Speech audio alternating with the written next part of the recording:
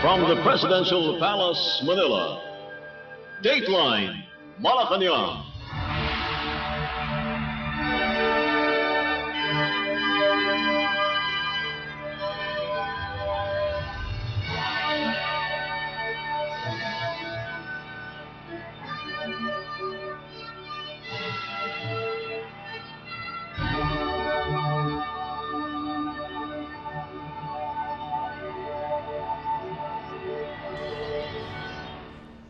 Good day.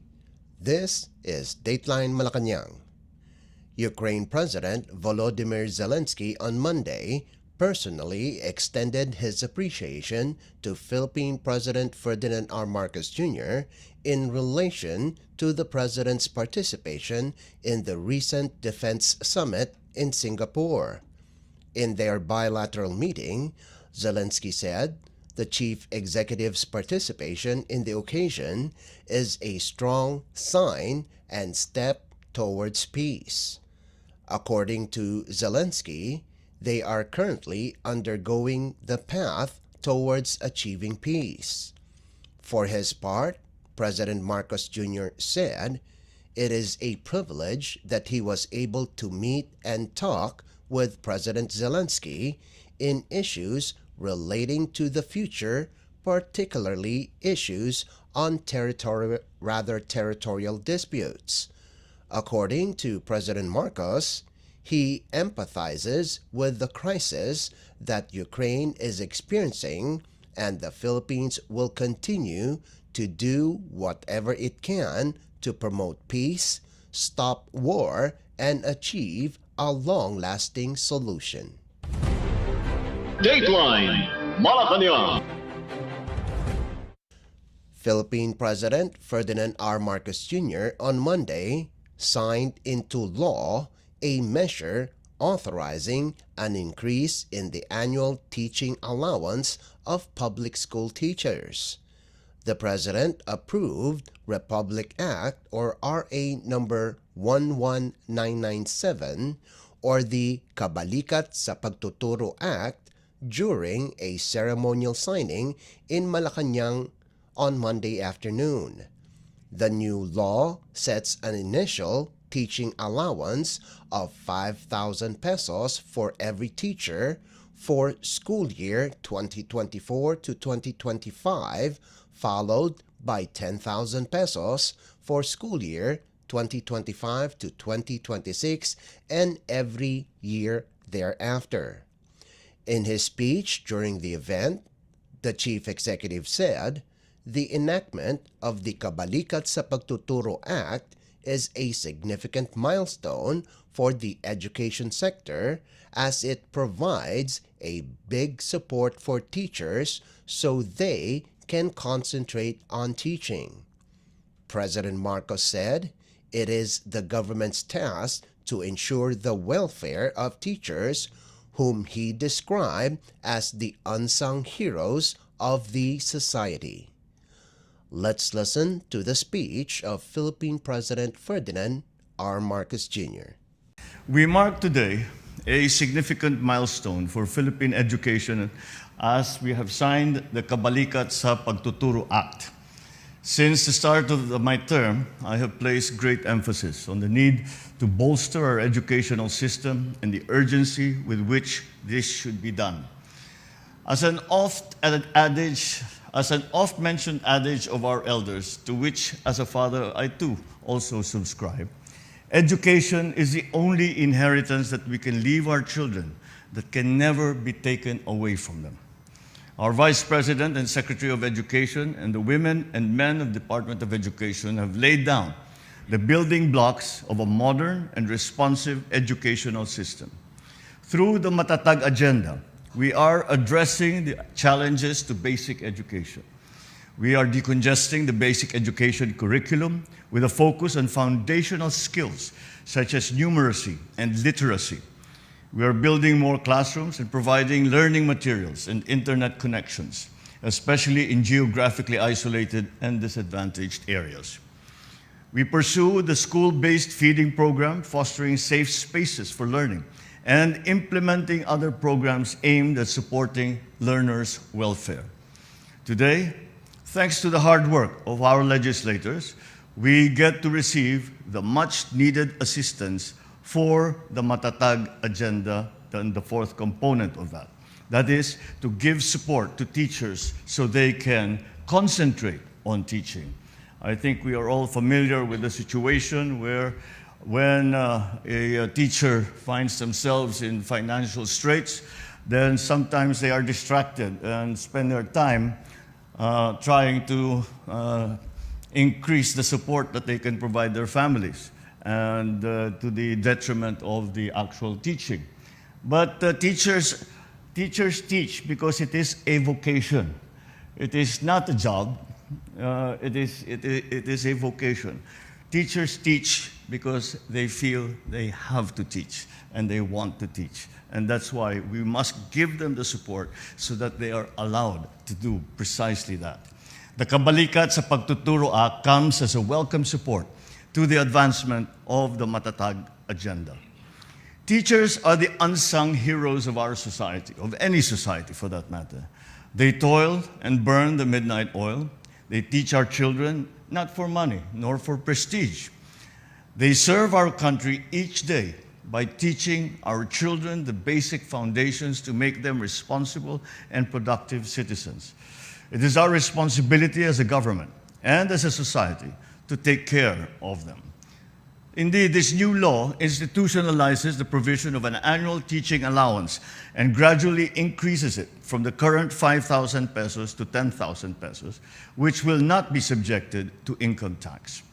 And while it might seem inconsequential to those who are already used to having a steady supply of basic materials for work, this amount makes an enormous difference for our beloved teachers and for the students. For decades, they have willingly taken on the burden of having to spend their own money on classroom supplies to aid them in teaching. They embrace this wholeheartedly as their responsibility, as part of their duty as teachers, as part of their vocation. It must take an incredible amount of love to sacrifice what little you have for the sake of your students, despite having financial worries of your own. With the passage of this law, we are easing some of the burden that you carry each day. So at this point, I would like to convey my gratitude to our colleagues in the House of Representatives and of the Senate for pursuing this long overdue increase. We have listened, we have persevered, and now we have taken action. However, there is much still that needs to be done to strengthen our educational system, promote social welfare, and to secure our nation and move our development forward. In all of these aspects, we need to work hand in hand. And I believe Congress has done significantly well in passing key pieces of legislation that support our national development agenda. I am happy to report that we launched the Sukat ng Kalikasan, or SNK framework and toolkit of the DNR last May 22 during the International Day for Biological Diversity. It is the start of the implementation of the Philippine Ecosystem and Natural Capital Accounting System Law, or simply PENCAS Law, which I signed on the same day. This is essential to achieve a balance between economic planning and environmental protection. The SNK framework is a tool for the effective management of our natural resources that is grounded on science and sufficient forward planning. It will serve as a guide amidst climate change, biodiversity loss, and energy transition and other natural phenomena that are beyond our control. So I thank Congress for its passage of the Eddie Garcia Law as well, which was signed last May 24. This puts in place measures to protect workers of the movie and television industry, an industry that employs hundreds of thousands of people and generates billions of income annually. It mandates movie and television employers to ensure safe and humane working conditions, provide benefits and services for their workers' security and well-being, and to adhere to a strict set of standards that are in accordance with the Labor Code. So with these, I implore our fellow workers in both houses of Congress, let's continue working together to make a difference in our people's lives. Let us continue to write and pass these laws based on foresight, not on reaction. Continue building the foundations of a bagong Pilipinas, a nation where people's needs are attended to so that they can focus on doing what is best for themselves and for their families and for their communities and thereby for their country. To our teachers, our students, and the Filipino people, rest assured that this is just the beginning of all that we wish to accomplish for you and for our country. We are constantly looking for and finding solutions to the decades-old problems of our society now, and not just mindlessly flinging the burdens of the present administration to the next administration or to the next generation. To my fellow workers in the executive branch, this I ask. Let us act now, and let us act quickly so we can build a society that we can proudly bequeath to our children and to our people. Let us take this chance and continue delivering the best for a brighter tomorrow for all. Mabuhay ang ating mga magigiting na guro. Mabuhay ang ating mga manggagawa sa industriya ng pelikula at telebisyon. Mabuhay ang ating kalikasan. Mabuhay ang bagong Pilipinas. Philippine President Ferdinand R. Marcos Jr. Dateline Malacañang. Philippine President Ferdinand R. Marcos Jr. on Monday convened the members of his economic team for the 17th National Economic and Development Authority or NEDA board meeting at the Kalayaan Hall in Malacañang Palace. Department of Trade and Industry or DTI Secretary Alfredo Pascual opened the discussions on the draft Comprehensive Tariff Program 2024 to 2028 for the approval of the NEDA Board. The program proposes several recommendations, including maintaining the current Most Favored Nation or MFN tariff rates that range from 0 to 65% from 2024 until 2028 on various agricultural and industrial products as covered in the Customs Modernization and Tariff Act or CMTA. The Comprehensive Tariff Program is anchored under Section 1608 of the CMTA, which aims to further strengthen the ability of domestic industries to compete and enhance the welfare of consumers. It is also projected to support favorable outcomes in the international trade agreements, attract investments, and achieve socio-economic development, among other goals, while providing policy stability in the country. The NEDA board also discussed the progress of various infrastructure flagship projects or IFPs under the Build Better More program for the first quarter of the year. As reported by NEDA, there are 185 IFPs throughout the country that are currently in the stages of pre-project preparation, ongoing construction, or approved for implementation. These projects are considered crucial to further enhance the economic efficiency and drive nationwide economic progress through improved infrastructures. Dateline Malacañang. Philippine President Ferdinand R. Marcos Jr. on Monday presided over the second quarter Command Conference for Calendar Year or CY 2024 at the Philippine Navy or PN headquarters in Naval Station Jose Andrada in the city of Manila. The conference focused on the Navy's support plan for the Comprehensive Archipelagic Defense Concept or CADC, which is crucial for bolstering the nation's maritime security. During the conference, Navy Chief Vice Admiral Toribio Adasi Jr., outlined the current status and future plans of the PN. Adasi emphasized the importance of modernization and capability enhancement in securing the state and enhancing maritime cooperation towards peace and stability in the region. The President reaffirmed his commitment to strengthening the Navy's role in national security, underscoring the need for continuous improvement to meet evolving challenges.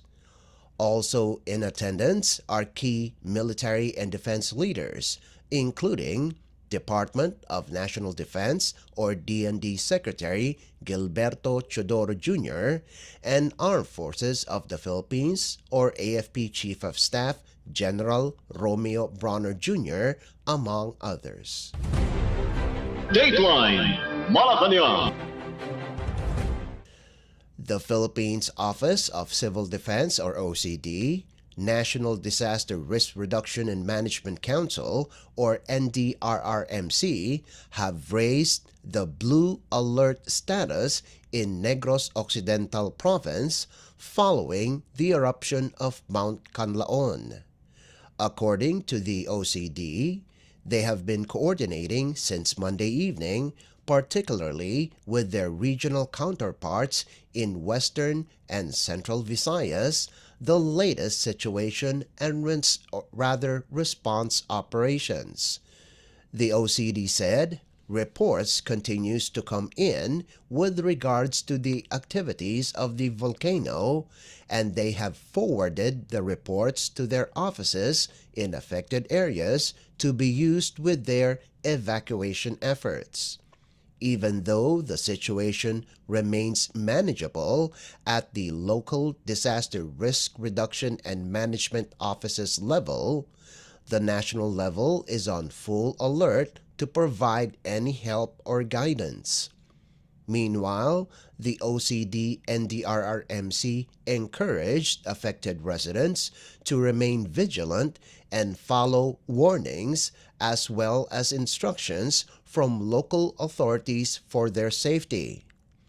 Mount Canlaon erupted at 6:51 Monday evening that created a 5,000-meter high volcanic plume from its crater.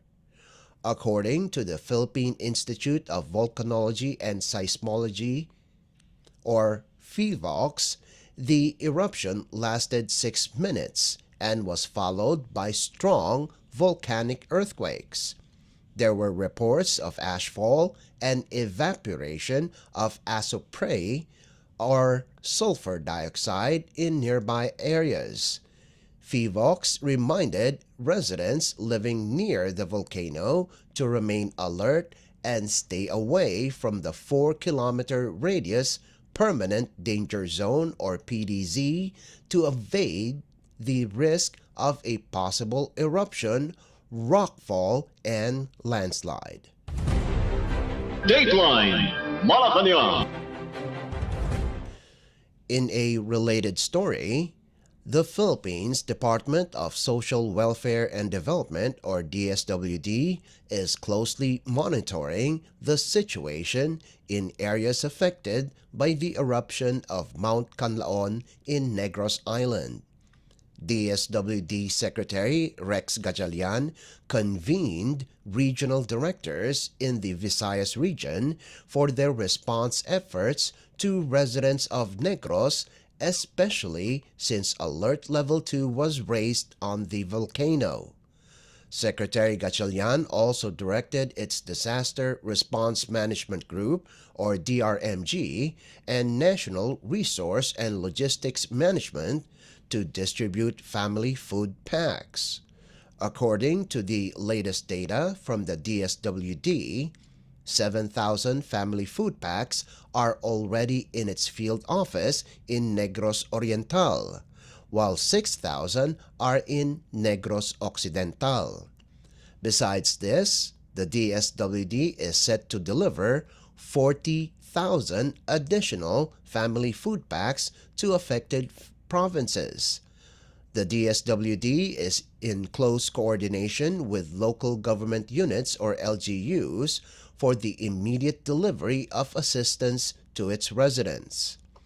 Meanwhile, the Department of Health or DOH reminded residents living near Mount Canlaon to remain on alert and stay away from the 4-kilometer radius Permanent Danger Zone or PDZ. With regards to ashfall, the DOH advised residents to cover their noses and mouths with wet and clean pieces of cloth or dust masks. The DOH also asked residents to remain indoors and refrain from lingering outside when not needed, especially the children, elderly, and those with asthma or respiratory problems. The DOH advised communities to follow announcements and advices from local government units and also to follow their instructions. Residents should also prepare their things in case of evacuation and always be mindful of the situation in their community. Dateline Malacañang. And finally, the Philippines Department of Migrant Workers, or DMW, is diligently working on the immediate release of the 2 overseas Filipino workers, or OFWs, that are currently in death row in Brunei. According to DMW Secretary Leo Magpayo, as of now, the 2 OFWs are in good condition. One of the OFWs is Edgar Puzon, who has been convicted for the murder or the killing of a fellow OFW abroad in 2005 but has been sentenced for life in prison. While the other OFW in death row is Cyril Tagapan, who is serving his sentence since 2016 for killing a Bruneian national as well as arson and theft. To recall, the DMW secretary visited the 2 OFWs in their prison facility where he relayed to President Ferdinand R. Marcos Jr.'s message of support and continues to pray for them. Besides clemency, the DMW is also working on additional compassionate visits for their family and relatives, which the DMW and its attached agency, the Overseas Workers Welfare Administration, or OWA, will shoulder the expenses. Dateline Malacañang. Before we conclude our program, we would like to invite everyone to come and visit our Facebook page and YouTube channel at Radyo Pilipinas World Service. You will be able to hear and view our Filipino and English programs, including news updates here in the Philippines. Kindly subscribe, like, and share our posts as well. And that concludes this edition of Dateline Malacañang. For Radyo Pilipinas World Service, this is Leo Magpayo. Good day and stay safe. From the Presidential Palace, Manila, Dateline Malacañang.